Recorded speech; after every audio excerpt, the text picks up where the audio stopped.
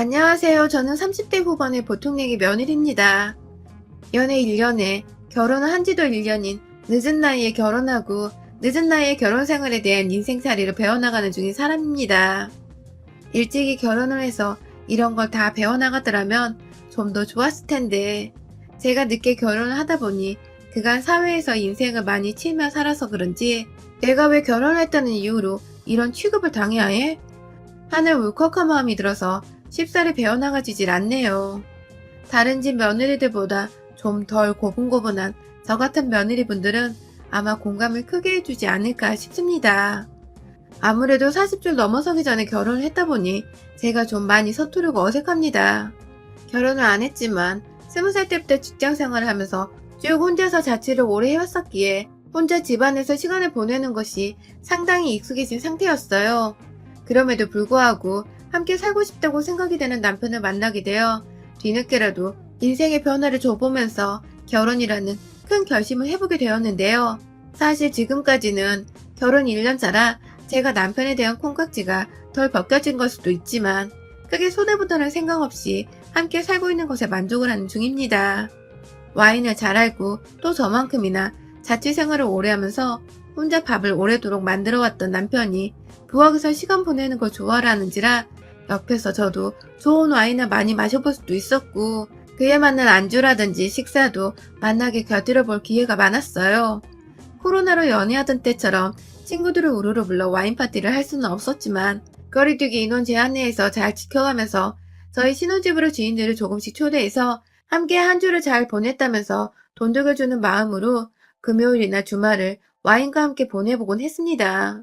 서로 공통으로 아는 지인들이 많고 또 저희가 애초에 연애를 시작한 것이 와인 모임에서 시작된 것이기 때문에 공통된 점으로 여가 시간 함께 보낼 수 있는 기회가 자연스럽게 만들어졌어요. 여기까지만 보면 저희 부부관계를 굉장히 이상적이고 또 고급스럽거나 우아한 것처럼 볼 분들이 분명 계실 겁니다.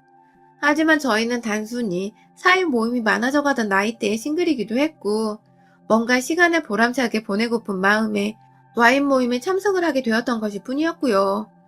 그러다 보니 자연스레 수업에서 배웠던 와인에 대해 2차 술자리에서 복습을 해가며 와인 맛에 길들여져 갔고 그러다 보니 우리가 결혼을 한 김에 우리의 신혼집을 보다 많은 지인들이 오고 가며 즐거운 대화를 나눌 수 있는 와인바로 만들고 싶었던 것 뿐입니다.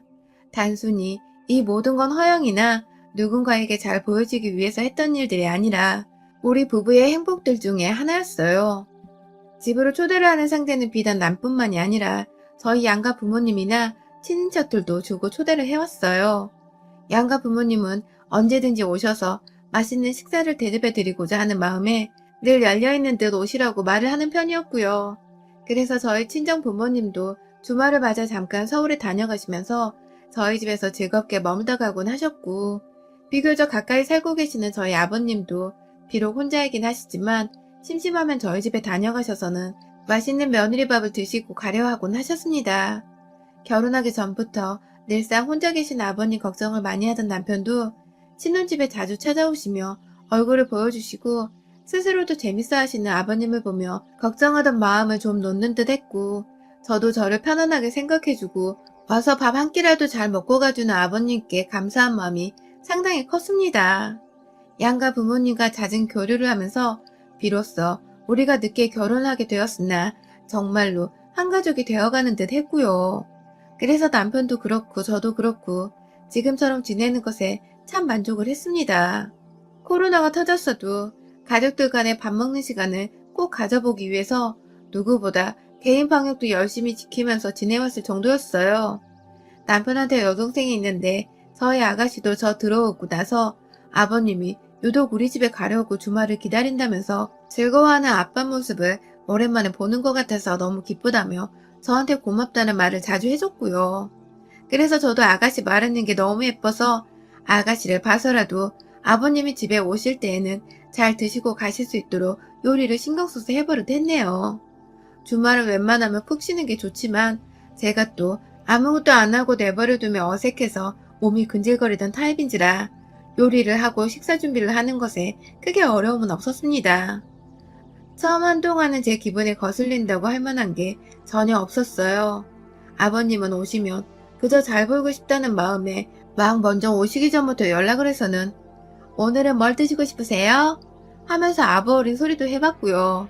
뭘 드시고 싶다고 늘 딱 말한 적은 없었지만 대충 고기 어쩌고 하시면 고기 요리를 내어왔고 얼큰한 어쩌구라고 하면 얼큰한 국물 요리를 내어드리면서 나름 눈치 싸움을 하는 것 마냥 제가 눈치껏 메뉴를 정해서 만들어드리곤 했습니다. 아버님도 초창기에는 며느리 하나 정말 기똥차게 잘 둔 것 같다면서 저를 마냥 좋은 며느리라고 칭찬을 해주셨고 그렇게 말씀해주는 아버님께 칭찬용으로 당근 하나 얻어먹은 것 마냥 뿌듯해하곤 했습니다. 그런데요, 이것도 시간이 지나면 지날수록 사람을 참 익숙하게 만드는 건지 아버님은 더 이상 고맙다는 소리도 안 하고 오히려 매주 찾아오는 것을 아주 당연스레 여기기 시작하셨습니다. 정확히는 지난해 코로나 재확산이 시작되었던 광복쯤부터였어요. 한 달에 많아야 2번 정도 오시던 분께서 그날은 주말이 되도록 연락이 없길래 안 오시는가 보다 하면서 세수도 안 하고 남편과 뒹굴거리면서 TV로 넷플릭스를 보고 있었는데요. 순간 초인종이 울려 나가보니 아버님이셨습니다.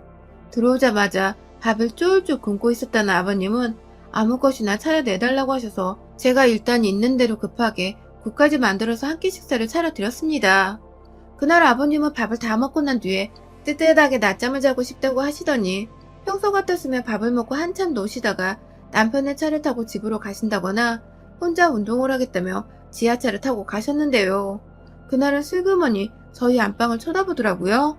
아무래도 눈치상 침대 위에서 편하게 누워 자고 싶다는 눈치인 것 같았고 그래서 저는 급하게 이불을 내어드리고자 했지만 아버님이 곧바로 잠에 빠져 쓰러질 것만 같은 상태여서 일단 저희 안방 침대 위에 전기장판을 켜드리고는 주무시도록 했습니다. 그날 결국 시아버지는 저녁 대바람이 되어서야 일어나셨고 저녁까지 잡수시고는 저희 침대 위에서 주무시고 가시느라 저희가 소파 위에서 잠을 자야 했어요. 무슨 일에서였는지 그날 아버님은 평소 하지 않은 짓들을 하면서 저희 집에 꼭 붙어 계셨고요. 주말 이틀 내내 그렇게 밥을 잡수고 저녁을 드시고는 월요일 아침이 되어서야 저희가 출근하는 길에 마지못해 나갈 채비를 하시고는 함께 집에서 나가셨습니다.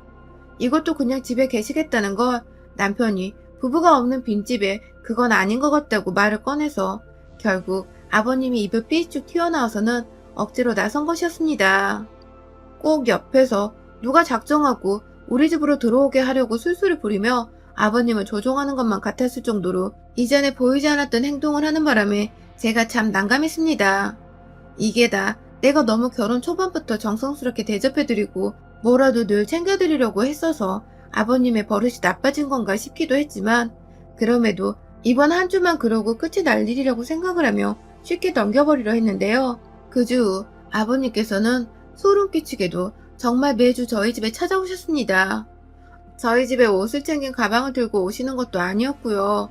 그렇다고 뭘 다 같이 나눠 먹자고 챙겨오는 것도 전혀 아니었고요. 그냥 빈손으로 예전과는 달리 연락도 없이 불시에 토요일 점심쯤 찾아오셔서는 다 같이 밥을 먹자고 밥 타령을 하셨습니다. 제 아무리 한국인들에게 밥이 중요하고 모든 인사마다 밥 먹었냐는 걸 예의로 물어보기는 하지만 시아버지가 이렇게 준비하거나 대비할 시간도 없이 저희 집에 들이닥치는 건 며느리인 제 입장에서 그리 좋지만은 못했습니다. 집안에 뭐가 없는 상태에서 급하게 요리를 해야 하니 무슨 요리 경연대회에 나가는 것 마냥 부담이 들기 시작했고요. 그렇게 부담을 무릅쓰고 뭐라도 차려내고 나서 거울로 제 꼴을 보면 꼭 무슨 현대판 추노를 보는 듯이 넋이 나가있는 저를 보고야 말았죠. 아무리 그래도 시아버지는 제게 남이자 어른이니 좀 더 예쁘게 보이고 싶고 그래서 예쁜 며느리 들였다는 소리를 듣고 싶은 욕심도 있었는데 말 그대로 욕심이니까 빠르게 접어두는 상황에 이르게 되고야 만 것이죠. 시아버지도 밥을 먹다 말고 꼴이 우스운 제가 문득문득 놀라우셨는지 그래, 요즘 일하느라 힘들지? 하면서 꼭 약 올리는 듯 몰골이 말이 아니라는 뜻의 말들을 던져냈고 그러면 저는 지그시 남편을 쳐다보면서 쓴웃음을 지어 보이곤 했죠. 남편은 상황 파악을 못하고 엄청 힘들어해요 하면서 아버님 말씀에 맞장구를 쳤고 그러면 아버님은 언제 그런 질문을 했냐는 듯이 나 국 좀 더 얹어줘라 라는 식의 심부름을 시키면서 제가 일을 하나라도 더 하도록 만들었습니다. 옆에 자기 아들이 있는데도 아들은 한 번을 시키질 않더라고요. 점점 저에게 자신은 위더른이고 시아버지고 그러니까 깍듯하게 떠받들고 살아야 한다는 걸 고의적으로 알리려는 듯이 행동을 하는 게 참 찹찹하고 슬슬 저도 열이 받기 시작했습니다. 그렇게 웬만하면 주말에 저희 친정 부모님도 모셔오고 싶고 친구들이랑 와인도 마시면서 놀아보고 싶었지만 시아버지가 자꾸만 찾아오고 약속이 있다고 해도 아침부터 찾아와서는 자신은 우리 집에 남아있을 테니 너희들끼리 나가서 놀다 오라는 식으로 말씀을 하시는 바람에 아예 사람들을 집에 초대하지 못했습니다. 초대를 하면 5인 이상이 되어버리니까 거리두기 인원 제한을 초과하는 짓이라 이건 뭐 초대해서 사진 한 장 찍지도 못하고 추억 하나조차 남기지를 못하겠더라고요. 그러다 보니 남편도 저만큼이나 불편함을 느끼고 주말이 주말 같지 않다고 느껴지기 시작했는지 슬슬 저한테 그리고 아가씨한테도 아빠가 요즘 집에 너무 자주 온다는 식으로 피곤하고 힘들다고 토로를 하게 되었고 그러다 보니 온 가족들이 주말마다 아버지의 일정에 신경을 써버리게 되었습니다. 혹여나 이번 주는 우리 집에 안 오시지 않을까, 다른 약속이 잡힌 건 없을까 하는 그런 혹여나 하는 마음이었던 것이죠. 그렇게 집으로 찾아오는 주기를 매주로 소폭 줄이신 시아버지는 급기야 저희가 함께 합가를 하는 게 어떻겠냐는 본색을 드러내기 시작했습니다. 이제 보니 아버님은 그간 주변 친구분들께 자녀 부부랑 함께 살아야 하는 게 아니냐는 식의 핀잔 아닌 충고를 듣고 계셨던 모양이었습니다. 어쩐지 지나치게 집에 자주 오고 지나치게 본인과 함께 사는 듯한 분위기를 만들어가면서 저희가 아버님과 함께 살아가는데 익숙해하도록 만들려 하는 듯한 모습을 보이더니 이게 다 합가를 하기 위한 것이었더라고요. 주말에 와서는 이제 내 밥그릇 정도는 하나 있지? 라면서 실실 쪼개시더니 주말 내내 본인 집을 가려 하지 않고 함께 지내려고 하는 것은 뭐 몇 달째 당연하다시피 한 아버님의 모습이었고요. 거기에 이어서 본인은 침대에서 자는 걸 좋아한다면서 손님 방에다가 자기 침대를 놔주라는 말까지 하셨습니다. 같이 사는 게 영 나쁜 것 같지는 않다면서 함께 살아도 좋겠다는 말씀을 불현듯 하시더니 저희 아직 신혼이에요 하면서 남편이 그건 아닌 것 같다는 말을 하면 꼭 저렇게 인정머리 없는 말을 한다니까? 하면서 기분이 나쁘다는 티를 팍팍 내곤 하셨죠. 저희가 둘 다 직장인이라서 함께 누굴 만난다거나 하다못해 저희 친정집을 가더라도 시간이 남는 건 주말뿐인데 그런 귀한 주말에 자꾸만 시아버지가 저희 집에 와서 밥을 달라 하시니까 저희가 도대체 뭘 할 수가 없는 지경이었어요. 그냥 모른 척하고 집을 나가면 되지 않냐는 분들이 계실 수도 있겠지만 그렇게 잠깐 지인들을 만나러 저녁에 외출을 한 적이 있었는데 그날 아버님이 글쎄 본인 화난 걸 표현하겠다면서 온 집안에서 혼자 삼겹살을 구우시며 환기도 안 시키고 집안의 고기 냄새가 다 배도록 만들어 놓은 바람에 저희 둘 다 주말이 지나 다음날까지 집안에 있는 고기 냄새 빼느라고 정말 죽는 줄 알았습니다. 아버님께 조금이라도 왜 그러셨냐고 말씀을 드리면 그러니까 니들이 밖에 나가지 말고 시합이 밥을 차려줬어야지 하면서 오히려 역정을 내시니 이거 참 대화가 안 통하더라고요. 앞으로도 이런 식의 복수가 자잘하게 하실게 너무 불보듯 뻔해서 더더욱 행동에 주의를 하게 되었죠. 그러다가 작년 말에 저희 친정 부모님께서 오랜만에 집에 가도 되냐고 연락이 왔는데요. 제가 도저히 오시라는 말을 못하겠는 겁니다. 어쩌지 하다가 혹시 몰라 일단은 약속이 있다고 1차로 말을 둘러댔고요. 바로 남편한테 전화를 해서 이번 주에 우리 부모님이 오고 싶어 하는데 또 시아버지가 오셔서 먼저 자리를 차지하고 계시면 어떡하냐고.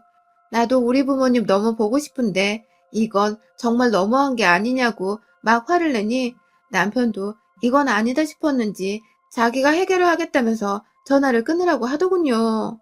자기 말을 믿으라고 해서 제가 불이 났게 저희 부모님께 전화를 해서 사냥을 취소했으니 집에 오시라고 기쁜 마음으로 연락을 드렸는데요.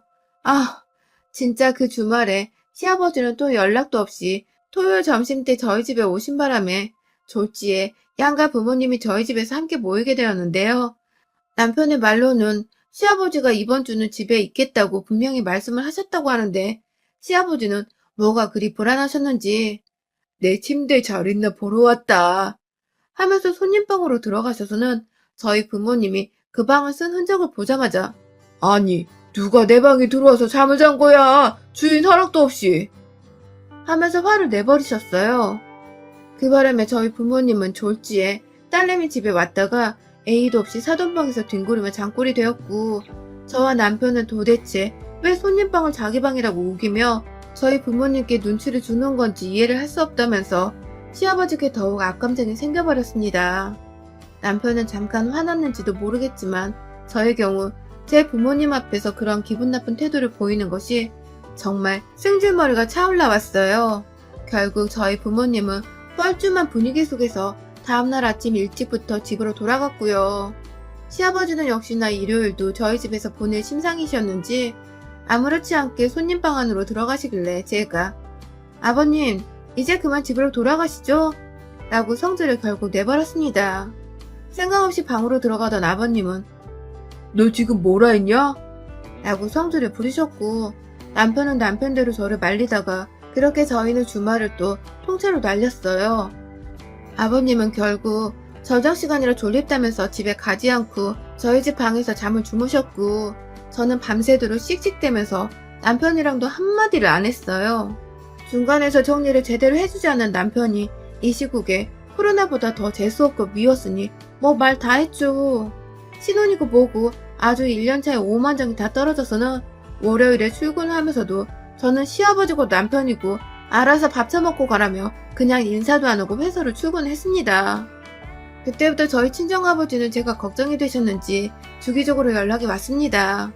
딱 보니 시아버지가 말도 없이 자꾸만 집에 찾아오는 것 같은데 그게 맞는 거냐며 왜 사위는 중간에서 한마디를 못하고 내 딸을 힘들게 하냐면서 저한테 역정을 내시다가 급기야 저희 남편한테 전화를 해서는 실제로 화도 내셨다고 해요. 그 바람에 남편도 계속해서 저희 아빠한테 사과를 했고, 그럼에도 불구하고 시아버지가 아들 말이며 며느리 눈치를 귀뚱으로도 신경을 쓰지 않는지라 주말이 되면 시아버지는 또다시 계속해서 집에 나타나셨고요. 그 난리를 피우시고 며느리한테 집에 가는 소리를 들었는데도 나도 그만 같이 살고 싶다. 맨날 왔다 갔다 하는 거 귀찮고 피곤하다. 하는 뻘소리를 꺼내기도 하셨답니다. 진짜 주제 파악이고 눈치고 뭐고 진짜 다 반말아 믹서기에 갈아드신 분이셨어요. 그런데요, 이번 설을 앞두고 저희 아빠가 안부 연락처 저와 통화를 하다가 요즘 시아버지가 어떠냐는 아빠의 질문에 제가 그만 눈물을 왈칵 쏟아버렸습니다. 진짜 너무 눈치도 없고 막가파라 상대하기 짜증나고 힘들어 죽겠다며 제가 정말 주말이 주말 같지 않다며 아빠 앞에서 정말 통곡을 했는데, 그때 저희 아빠가 알겠다고 진정을 시키고는 전화를 끊으시더니 평일 월요일에 바로 저희 집에 오셨어요. 들어오자마자 인상 다 찡그리고 무슨 일본 야쿠자 마냥 떡하니 저희 집 문 안으로 들어오시는데, 저희 남편이 소파 앞 거실 바닥에 앉아서 TV를 보다가 장인어른! 하면서 바짝 일어나서 아빠를 맞이하더라고요. 아빠는 사이가 앞에 있어서 말을 가려하려다가 그래도 딸내미 상처받는 게 더 신경이 쓰이셨는지 남편을 두고 말씀하셨어요. 주말에 네 아버지 오시면 내가 이번엔 진짜로 가만 안 둘 끼다. 라고 말입니다. 그러니까 남편한테 자기 선에서 시아버지가 다시 집에 오도록 하지 말고 제대로 막으라고 경고를 하시는 것이었습니다. 남편도 곧장 그 소리를 알아들었는지 알겠습니다. 심력 끼쳐드려 죄송합니다. 하면서 고개를 연신 숙였고요. 그리고 대망의 토요일, 저는 오랜만에 친정아빠와 함께 한 집에 사느라 참 기분이 좋았어요. 아빠 좋아하는 묵반찬도 만들어드리고 토요일이 되던 날까지 아빠랑 일부러 장을 보러 가기도 하고 오랜만에 사위랑 셋이서 술도 마시면서 시아버지 한 사람 때문에 주말에 쉽게 누려보지 못한 부모님과의 시간을 더욱 소중하게 즐겨볼 수 있었습니다. 아빠도 그간 딸 때문에 마음고생이 있었는지 자기 품에서 좋아라는 제 모습을 보면서 그렇게나 우리 딸 하면서 따뜻하게 부르곤 하셨고요. 그런데요, 분명히 남편도 제대로 자기가 오지 말라고 말을 했다고, 주말에는 며느리도 친정 부모님과 함께 시간을 보낼 의무가 있고 이 집이 나 혼자 집도 아니고 우리 두 사람 집이니 맘대로 자꾸만 오지 말라고 험한 소리까지 해가면서 부탁을 했다고 했는데, 분명히 그랬는데 시아버지가 점심시간이 되어 띵동 하고 벨을 누르곤 나타나셨습니다. 아, 온 집안의 공포가 스멀스멀 밀려왔어요. 시아버지 눈치가 보여서냐고요? 아니요. 저희 아빠가 얼만큼이나 화가 나서 분노를 표출하실지 아무도 장담하지 못했거든요. 뻔뻔하게 집 안으로 들어오는 아버님은 또다시 자기 방인 듯 손님방으로 대놓고 문을 열고 들어가셨다가 이내 저희 아빠 진가방이 풀어져 있는 것을 보고는 순간적으로 에이씨 하는 탄식을 하셨습니다. 시아버지가 집에 들어오자마자 그 말을 하신 바람에 순식간에 분위기는 싸해졌고 뒤에서 급기야 저희 아빠가 참다가 사돈 지금 뭐라 했습니까? 하면서 그 앞에 딱 서시는데 아휴 한눈에 봐도 우리 시아버지랑 친정아버지 덩치 차이가 한 2배 정도는 되더라고요. 인상 딱 찡그리고 문 앞에 서서 자신을 내려다보니 순간 지도 동물이라서 위기를 본능적으로 느낀 건지 아니 나는 어디서 자야 하나 해서 말이죠 하면서 말끝을 흐리는데 아빠가 다시 말씀을 하셨어요. 뭘 자, 네 집 가서 자셔야죠 라고 말입니다. 그러자 시아버지는 용기 내 아빠를 올려보면서 아니 뭔 말씀을 그렇게 사돈도 여기서 자잖아요? 하면서 맞받아줬고 이내 저희 아빠는 기가 찬다는 듯이 헛웃음을 한번 지어 보이고는 하 진짜 이 양반이 말로는 안 되겠네 하면서 손을 한번 올렸는데 순간적으로 시아버지가 자신을 때리는 건 줄 알고 손으로 얼굴을 막으려 몸을 웅크리셨어요. 정말 딱 봐도 아주 찌질하고 못나고 우습고 뭐 그런 꼴이었죠. 아빠는 시아버지께 남의 집에 왜 허락도 없이 와서 자려는데요? 니 뭐 돈 줬어요? 내 딸 집은이 반인 집에서 뭔데 자꾸 와서 멋대로 자는데 하면서 험악하게 시아버지 어깨를 몇 대 치니 아버님은 아 왜 자꾸 치는데 하면서 저희 아빠 손을 뿌리치는 겁니다. 그 순간 저희 아빠가 핸드폰을 켜더니 어디다 전화를 하셨고 급기야 그로부터 얼마 지나지 않아 저희 집 밖에 손님들이 도착을 했어요. 글쎄 저희 아버지가 아예 저희 집에 들어와 살겠다고 사돈이 자꾸만 내 딸 옆에서 이지랄을 떨면 자기도 내버려둘 수가 없다면서 이삿짐 직원들을 밖에서 대기를 시키다가 아예 그냥 저희 친정에서 가져온 저희 아빠 옷들부터 시작해서 옷걸이, 안마의자까지 집 안으로 들여왔고 그 뒤에서 익숙한 얼굴이 보여 어? 하고 보니 저희 엄마가 직원분들을 다 진두지휘 하시면서 급기야 저희 엄마도 이 집안에 이사를 오겠다면서 본인 쓰시던 화장대부터 장롱까지 들고 와서는 저희가 컴퓨터 놓고 쓰는 방에 들여보내신 겁니다. 엄마 하나 아빠 하나 사이좋게 방을 나눴을 거라고 청소하는 분도 불렀으니까 신발 신고 계신 직원들 신경 쓰지 말라고 저희를 소파에 앉히던 엄마 그리고 그 사이에서 보기 좋게 오도 가도 못한 채 본인이 쓸 방이 없어서 입구 한켠에 서서는 직원들이 짐을 옮기는 것을 구경하고 계셨던 시아버지 급기야 저희 엄마 아빠가 각자 방에 본인 짐들과 급기야 친정에서 가져온 침대 하나까지 집어넣고서는 콧노래를 부르며 짐을 푸니 시아버지가 아니 이거 참 여기 우리 아들 집이기도 한데 하면서 저희 친정아버지가 하시는 말씀을 그대로 따라 하시는데요. 저희 아빠가 입에 안 다무냐고 손으로 한 대 치겠다는 듯이 늙어서 젊은 애들 앞에서 안 쪽팔리냐 이 자식아? 하면서 빈정거리니 자식 앞에서 사돈한테 그딴 취급을 받는 게 굉장히 수치스러웠는지 뒷걸음질만 치시다가 저희 남편이랑 눈도 못 마주치고 불이 났게 도망치듯이 집을 나가더라고요. 저희 아빠가 잽싸게 시아버지 뒤로 쫓아가서는 엘리베이터까지 눌러주면서 늙을 거면 곱게 늙어 이 양반아. 다음 주에 또 나타나면 아들 앞에서 내 주먹에 피 터지는 줄 알고 라고 말을 하니 그 말이 또 치 떨린다며 잽싸게 엘리베이터 타고 떠나셨대요. 아빠는 그 얘기를 저희 남편 앞에서 하시면서 내가 네 아버지 피 보는 일 없게 해라 라고 제대로 경고를 날렸고 그 바람에 남편은 이게 무슨 일인가 싶어서 무조건 알겠습니다 라고 하고는 안절부절 못하다가 늦지막히 베란다에서 시아버지께 전화를 하더라고요. 우리 집 또 오면 나 장인어른한테 맞아 죽을 줄 모르니 제발 근처도 오지 말라고 애걸복걸을 하더라고요. 그 바람에 시아버지는 아이고 안 가 하면서 절대로 다시는 안 갈 거니까 사돈한테 말 잘 전하라고 하셨고요. 노인네가 더 늙기 전에 아들 며느리랑 같이 살면서 며느리 밥을 삼시세끼 얻어먹으면 살려고 했나 본데 그렇게는 안 되죠. 합격하는 줄 알았으면 제가 미쳤다고 결혼을 했겠냐고요. 혼자 사는 그 자유를 잃은 것만으로도 살짝 아쉬운 결혼 생활이었는데 저희 부모님 아니었으면 하마터면 정말 꼼짝없이 시아버지 행동에 말렸다가 학교로 이어질 뻔했네요. 아빠 고마워요. 여러분의 생각은 댓글로 남겨주세요. 오늘도 시청해주셔서 정말 감사합니다. 결혼하자마자 시작된 동갑내기 형님의 시원한 시댁째기 스킬. 그래도 독신부터야 결혼하겠다는 아주버님의 결혼에 모두들 형님의 눈치를 보는데 이건 너무한 거 아닌가요? 아이 낳고 누워있어 명절에 시댁에 못 갔더니 전화가 와서 한다는 말이 며느리 없이 명절을 보낸다니. 부부싸움하고 사라진 형님 덕에 난리난 시댁. 명절이 늘 지옥같이 불편하고 답답해서 싫었지만 올해는 달랐습니다. 글쎄 가정의 평화를 위해 참아오던 시누이가 드디어 폭발을 한 겁니다. 그것도 오늘 내일 하는 시어머니로 놔두고 뇌의 필터링도 거치지 않더니 결국은 커피 사례를 봤더니 뒷목 잡혀 끌려간 침대 위에서 얼굴 닦고 나오네요. 그래서 저도 한마디 했지요. 올해도 안 올 거면 오지 말고 쭉 안 와도 좋고 라는 말을 던지며 시누이 뒤를 쫄래쫄래 따라갔습니다. 형님이 주말쯤에 도착을 할 줄 알았는데 일찍 도착한다고 하니 저도 며느리 도리는 다 하고 금방 친정으로 갈 수 있을 것 같습니다. 안녕하세요. 저는 30대 초반의 새댁이에요. 결혼을 한 지는 2년이 되었고 제사를 지낸 지는 이번이 딱 세 번째인데요. 세 번째 제사에서 집안을 풍비박산으로 만들어낸 사연을 공유해볼까 합니다. 미리 말씀드리지만 싹수 노골한 시어머니들은 혈압 오르기 싫으면 읽지 마세요. 저는 현재 직장을 다니고 있고 남편과는 맞벌이로 돈을 벌어오고 있는 중입니다.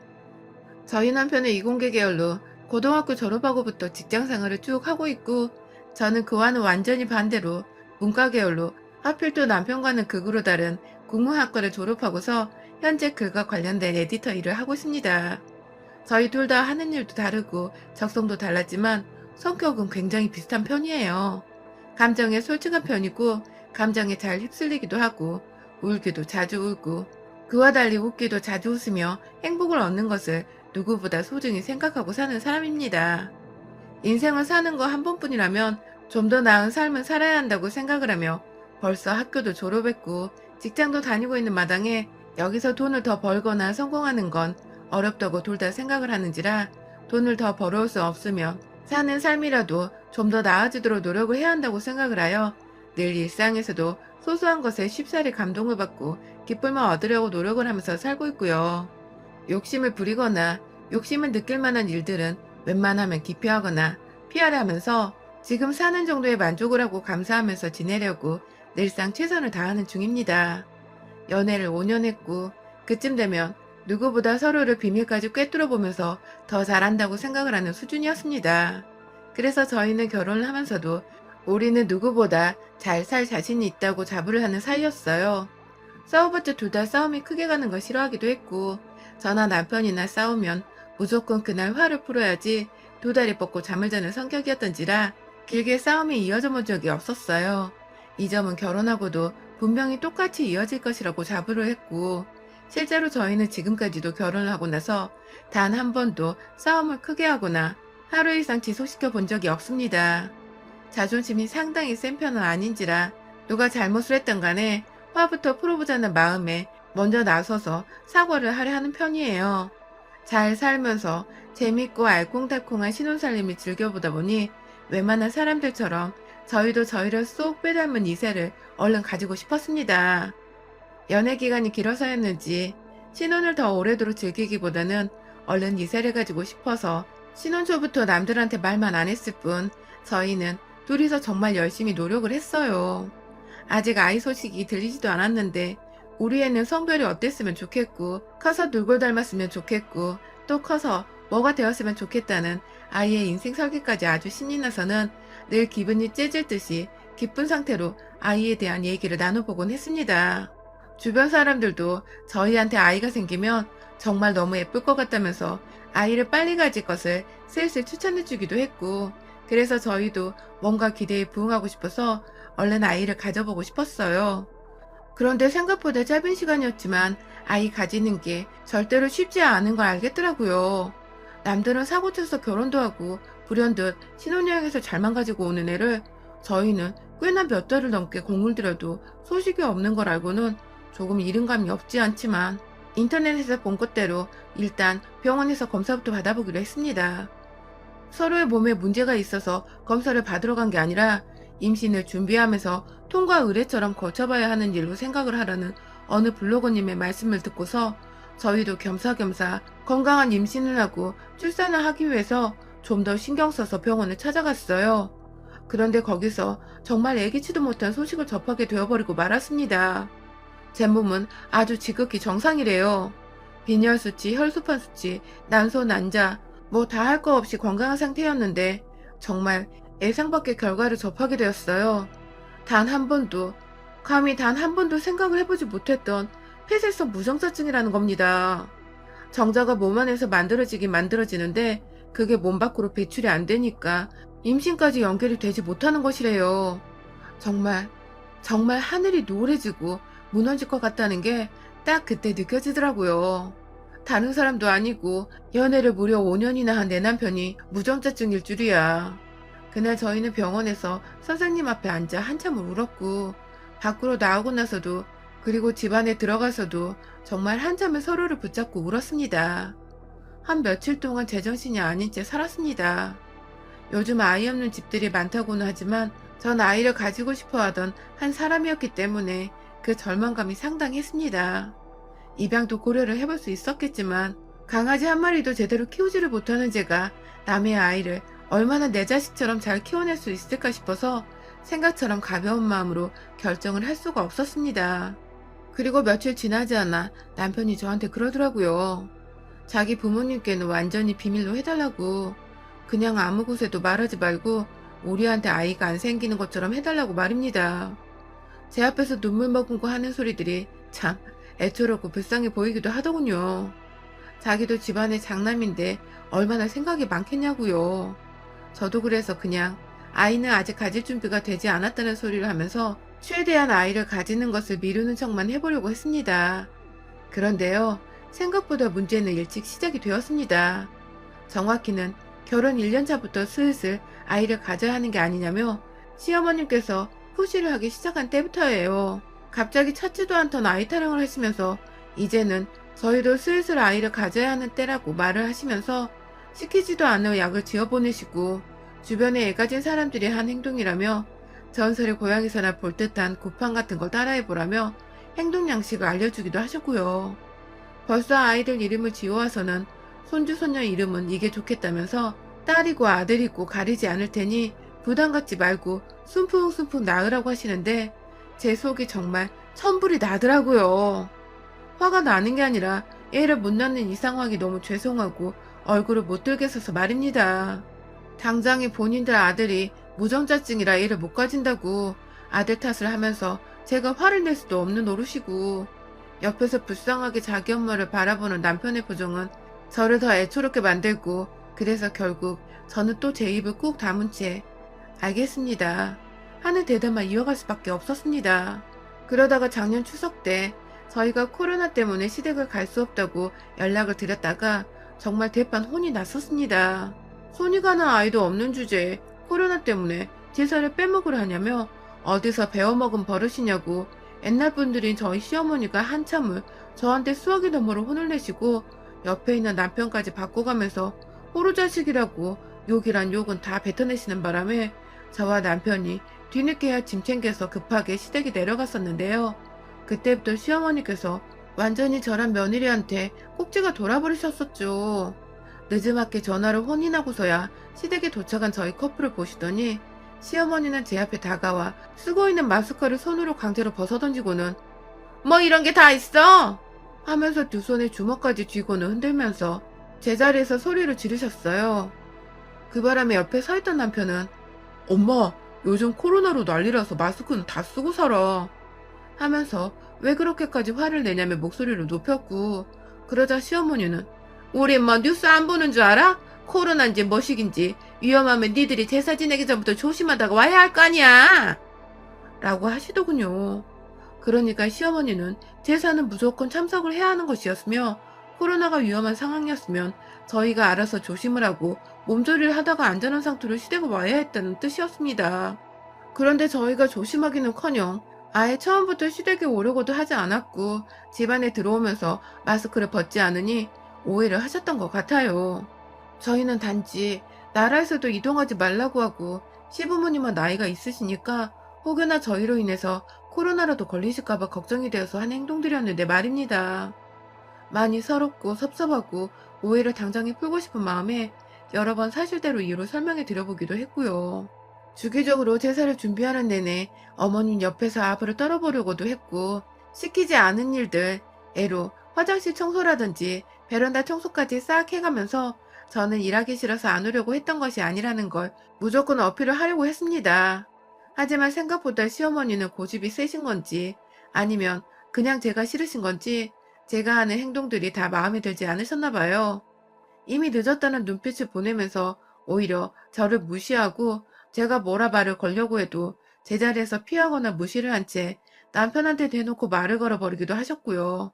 그러다가 남편이 억지로 며느리가 말하잖아 하고 말을 하면 네가 뭔 할 말이 있냐 하면서 핀잔을 주고 창피를 주셨습니다. 그리고 끝에는 다시 임신 타령을 해가면서 그렇게 몸 챙기려는 애가 아직 애 소식이 한 번 없니? 너 몸에 이상 있는 거 아냐? 라면서 꼬치꼬치 캐물어 보셨고요. 옆에서 남편이 안절부절하면서 엄마 왜 그런 소리를 해서 스트레스를 줘? 이게 왜 스트레스인지 설명을 해달라고 하셨어요. 시어머니가 손주 보겠다고 하는데 애를 덜컥 안겨주지도 못하는 게 잘못한 거 아니냐며 하시는데 아휴 정말 끔찍하게도 그 상황이 싫었습니다. 그럼에도 남편은 자기가 무전자증인 걸 비밀로 해달라고 하고 저는 저대로 내 남편이 무전자증이란 게 자랑은 아니었던지라 무조건 제 입을 꾹 다물어 보고자 더 노력했습니다. 그렇게 힘겨웠던 추석이 지나고 이번 설이 다가올 때까지 시어머니는 더욱 부단히도 저에게 스트레스를 팍팍 주시면서 괴로워하라고 저주를 퍼붓는 마냥 제게 히스테리를 부리셨습니다. 한 번은 저한테 전화를 해서 둘 다 검사라도 받아서 왜 애가 빨리 안 들어서는지 제대로 이유를 파악해서 보고를 하라더군요. 순간 우리 부자님인 줄 알고 소름이 다 돋았네요. 남편은 또 옆에서 열이 받는다며 시어머니 전화를 바꿔서는 도대체 왜 그렇게 애를 못 봐서 안달이냐고 그럴 거면 직접 엄마가 나와보라고 하면서 화를 냈고 저는 일단 싸우지 말라며 전화를 끊긴 끊었는데요. 아휴 이거 참 그냥 솔직하게 말을 하면 이 정도로 싸움은 안 일어날 것 같아서 남편하고도 서로의 부모님께는 사실대로 말을 해보고자 했었습니다. 하지만 남편은 여전히 사실대로 말을 하길 거부했어요. 그러는 동안 저는 더더욱 시어머니의 미움과 괴롭힘을 받아야만 했고요. 제가 아이를 못 가지는 것 같다면서 요즘 여자들이 몸을 해프게 쓰면 보름이 쉽게 된다는데 라고 하면서 급기야 제가 결혼 전에 제 몸을 막 굴리고 다녀서 임신을 못하는 게 아니냐며 시비를 거신 적도 있었습니다. 제가 어머님 말씀 가려서 하세요 라고 제대로 화났다는 듯이 말을 해서 어머님도 그런 임신을 하면 되잖아 라고 맞받아치시며 대화가 극에서 극으로 떨어진 후 끊기기도 했었죠. 그것 말고도 조사님들이 노하시겠다며 제가 며느리 노릇을 제대로 못하는 여자애라서 사람 집안에 잘못 들여온 죄로 자기는 죽어서 눈도 제대로 감지를 못할 거라는 말을 회사에 출근한 저한테 연락을 해서 하기도 하셨습니다. 그 와중에 지 아들은 귀하고 불쌍하고 안쓰러워 죽겠는지 애 못 낳는다고 혹은 자기한테 혼났다고 네 남편한테 괜히 화풀이 하지 말라면서 끝에는 꼭 자기 아들 걱정만 한가득 했어요. 그러다가 이번 설 역시나 또 새해가 되자마자 애타령을 해대면서 올해도 애가 안 들어서면 너 진짜 문제 있는 년이라고 우리 집안에 들어와서 대 끊기게 할 일 있냐며 화를 내기로 반복하셨던 시어머니가 하루는 아예 작전을 변경하셨는지 완전히 다른 말투로 전화가 왔어요. 아가, 내가 널 너무 힘들게 해서 네가 스트레스로 애를 못 가질 수도 있는 거 아니니? 라고 하면서 또 저를 언제 그랬냐는 듯이 걱정하고 달래기를 하더니 기어코 제가 어머님의 변한 태도에 슬금슬금 마음이 풀려서는 솔직하게 제 생각을 말씀드리면서 여자 대 여자로서 이해를 구해보려고 했는데요. 어머님, 저희도 노력을 하고 있는데 아이는 정말 저희 뜻대로 안 되는 것 같아요. 하면서 조심스럽게 저희도 속상하고 힘들다는 듯이 그 한마디를 했는데 어머님은 정말 무슨 두 얼굴의 조커 마냥 말투가 싹 변해서는 저한테 그러시더라고요. 올 설에는 넣으면 재수없어. 온 집안에 재수온 붙을 것 같으니까 시댁 근처에 얼씬도 하지 말라고. 너 같은 재수없는 애를 내 아들 옆에 두고 있으면 얘 팔자도 함께 들어질 텐데 큰일이라고요. 당장에 이혼해서 자기 아들이 멀쩡한 여자 만나서 손주를 볼 수 있게 하라고 부탁도 아닌 명령으로 한참 동안 재수없는 년이라고 지랄을 떠시더니 혼자 화를 못 이기겠다는 듯 전화를 끊으셨습니다. 그 바람에 저는 무슨 죄가 정말 재수가 온붙은 팔자 더럽고 불결한 년이 되어버린 듯한 기분을 느껴야 했고요. 남편한테 당장에 전화를 걸어서 네 엄마가 이런 소리를 했다. 언제까지 내가 재수없는 년 취급을 받아야 하냐고 서러워 울면서 화를 냈고요. 남편은 씩씩대며 자기 엄마한테 전화를 해보겠다고 했으나 전 다 필요 없었어요. 내가 왜 이런 취급을 단지 애 못 낳고 있다는 이유만으로 30 초반에 듣고 살아야 하나 싶어서 정말 제 화가 더 이상 참아지지 못했거든요. 남편한테 아무 소리 하지 말고 쥐 죽은 듯이 있으라고 했습니다. 그리고 저는 설날이 다가오기만을 지금 요날 요때껏 기다렸습니다. 원래대로라면 서둘러서 제사 준비를 도우려고 일찍부터 시댁으로 출발을 했을 텐데요. 시어머니 말대로 처음엔 안 가볼까도 했지만 늦지막히 시어머니가 거의 제사 준비를 조금이라도 시작을 하셨을 때쯤 도착을 했습니다. 저한테 재수없으니 시댁에 오지 말라고 했으면서 그 사이 남편한테 전화를 해서는 진짜로 안 오냐고 일 도와주러 와야 하는 게 아니냐며 제가 진짜 마음에 안 들어 죽겠다는 듯이 말씀을 하시고는 전화를 끊으셨다더군요. 참나. 이래도 욕 처먹고 저래도 욕을 처먹는 나란 며느리의 인생. 진짜 역같고 미쳐버리게 화가 나더라고요.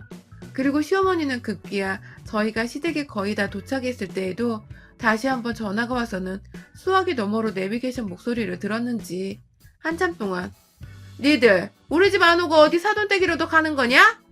하면서 넌 당장 이혼하고 며느리 새로 들여! 하곤 옆에서 저 있는 거 다 안다는 듯이 소리를 꽥 질러버리고는 전화를 끊으셨습니다. 그리고 그로부터 정확히 30분 후 저희는 시댁에 도착을 했고 저희를 본 시어머니는 내심 일 도와줄 애가 왔다고 기분이 좋으셨는지 어머 우리 집 오는 거였어? 하면서 잠깐 반색을 띄었다가 이내 저에게 찬바람 쌩쌩 부는 태도로 다시 돌변하셨습니다. 한참 부엌에서 하던 거 마저 하다가 제가 대놓고 뻔뻔하게 부엌 밖에 서서는 허리 아프다고 남편한테 두드려달라고 하면서 소파에 다리까지 올리고 반쯤 누우니 시어머니가 나와서는 넌 늦게 왔으면 빨리 일 안 도와주고 뭐해? 라고 하시더군요. 그래서 제가 오지 말라고 하셨잖아요. 오지 말라는 거 인사드리러 온 거니까 일 시키지 마세요. 조사님들이 재수없어 도망가실지도 몰라요. 라고 말을 했습니다. 시어머니는 제 말에 기가 막히다는 듯이 뒷목을 잡겠다고 손을 머리 뒤에 얹어 올리셨고 저는 열받아하는 시어머니 모습 보는 게 너무 신이 나서는 다시금 남편을 향해 허리 안 두드리고 뭐해? 라고 소리를 질렀어요. 시어머니는 자기 아들한테 허리 두드리려고 소리를 지르는 제가 미워 죽겠을 것이고 남편은 시어머니와 며느리의 전쟁 사이에서 어쩔 줄 몰라 일단 손으로 제 허리를 두드리기 시작했는데 눈은 지 엄마를 향해서 한 번만 봐달란 식으로 애처롭게 쳐다보고 있고 그 와중에 시어머니는 급기야 야! 하면서 소리를 지르는데 제가 또 어디서 본 건 있어가지고 함께 왜? 하고 소리를 맞받아 쳐줬습니다. 소리 지르는 며느리를 보고 놀라 자빠질 뻔한 시어머니는 급기야 애도 못 낳는 년이 재수없게 설태바람부터 소리를 지르고 지랄이야. 나가! 하면서 다시 한번 소리를 지르셨고요. 그런 시어머니를 향해서 제가 당당하게 말했습니다. 야, 이 삐리리년아. 네 아들이 무전자증이라서 내가 임신을 못하고 있는데 왜 자꾸 나한테 재수없다고 지랄이야. 라고 말입니다. 순간 집안에 정적이 흘렀어요. 시어머니는 화를 내려다 말고 뭐? 무정자 뭐? 라고 말을 더듬거리기 시작했고 급기야 옆에서 고개를 숙이며 엄마! 하고 외마디를 흘리는 남편을 보고는 저게 다 뭔 소리야? 라고 남편을 들쑤셔 사실대로 말하라며 애원하기 시작했습니다. 남편은 그제서야 자신이 무전자증이라서 임신을 못 시킨다고 그래서 저는 아무 잘못이 없고 오히려 피해자라서 이혼을 당해도 자기가 당해야 한다면서 울고 불고 난리를 쳤고 시어머니는 그 앞에 주저앉아 땅을 한참 동안 바라보더라고요.